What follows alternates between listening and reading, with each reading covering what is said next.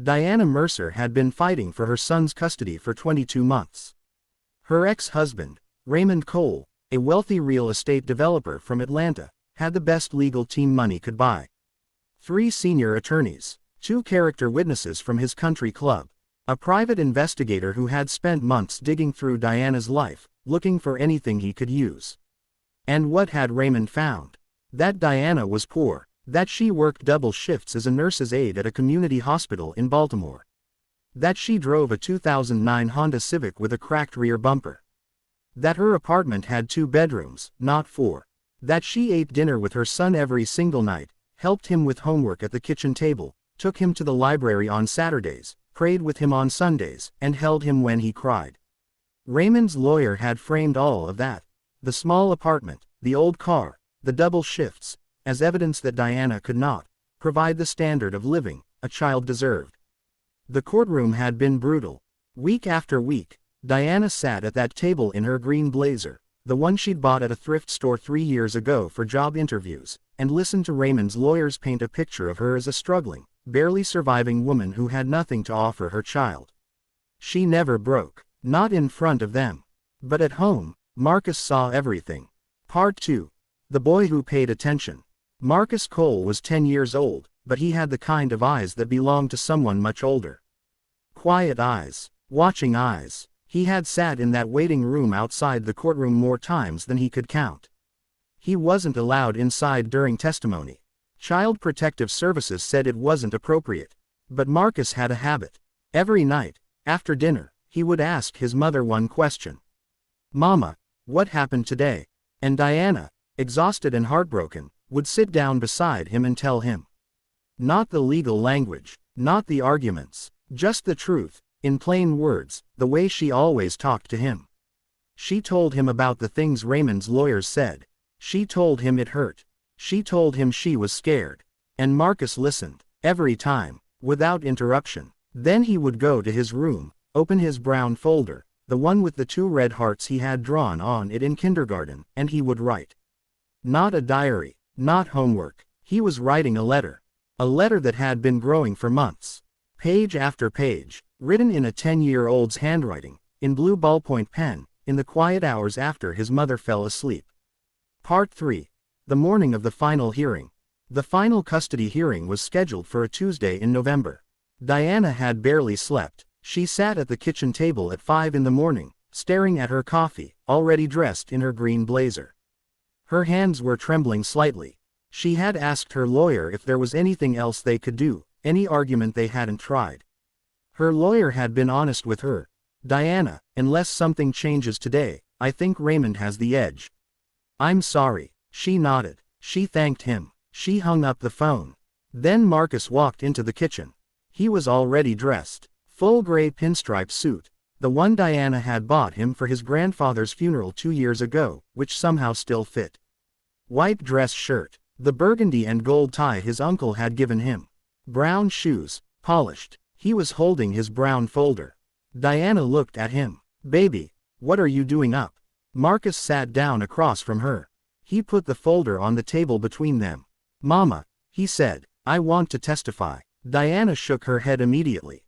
"Marcus, you're 10. They won't allow." "I already looked it up," he said quietly.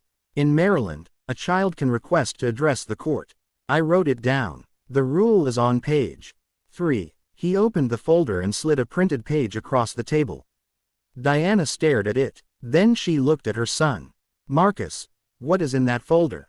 He met her eyes. "Everything, Mama. I've been writing since the beginning.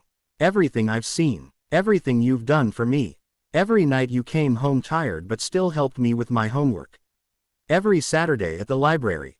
Every time you cried in the bathroom thinking I didn't hear you. Every time you told me to be kind even when people weren't kind to us." His voice didn't crack. It stayed steady. "I want them to hear the truth. Not from a lawyer. From me." Diana Mercer put her hands over her mouth. And for the first time in 22 months, she cried, not from fear, but from something that felt like hope. Part 4. The Stand. The judge, the Honorable Patricia Owens, had not planned on allowing a child to testify that day. But when Marcus's request was formally submitted through Diana's lawyer that morning, Judge Owens had read it herself. Twice. She had 31 years on the bench. She had seen thousands of custody cases. She had never received a request like this. She approved it. Raymond's lawyers objected loudly. They called it a stunt. Emotional manipulation. They said the child had clearly been coached. Raymond himself, sitting at the opposite table in his expensive suit, looked irritated and slightly uncomfortable. Judge Owens raised her hand and silenced them. The court will hear from Marcus Cole. And so Marcus walked to the front of that courtroom. He raised his right hand. He took the oath. He held his brown folder with the 2 red hearts against his chest like a shield. He was 10 years old. He was the smallest person in that room. And he was the calmest. Part 5. The words that changed everything. Marcus didn't read from his folder. He had memorized it, every word. He had practiced in his room, alone, standing in front of the mirror, for 3 weeks. He began simply. My name is Marcus Anthony Cole. I am 10 years old. I live with my mother, Diana Mercer. I am here because I want this court to know who my mother really is. He looked at the judge. Not nervously. Directly. My mother wakes up at 5 o'clock every morning. She works 12-hour shifts. When she comes home, she is tired. She is very tired. But she has never, not once in my life, come home and not asked me about my day. The room was motionless. Last year I had a science project about the solar system. My mom stayed up until 2 in the morning helping me paint the planets. She had to be at work at 6. She painted Saturn's rings while I was asleep. I didn't know until I woke up. In the gallery, someone made a soft sound. My mom cries sometimes. Not in front of me. She thinks I don't know. But I hear her in the bathroom. She cries because she is scared. She is scared that someone is going to take me away from her. And that scares me too. His voice did not crack. But his eyes were honest. I have heard people say my mother can't give me enough. That our apartment is small. That our car is old. That she doesn't have money like. He paused, just briefly, like other people. I want to tell this court something. I don't need a big house. I don't need a new car. I need my mother. Because my mother is the reason I know how to be a good person.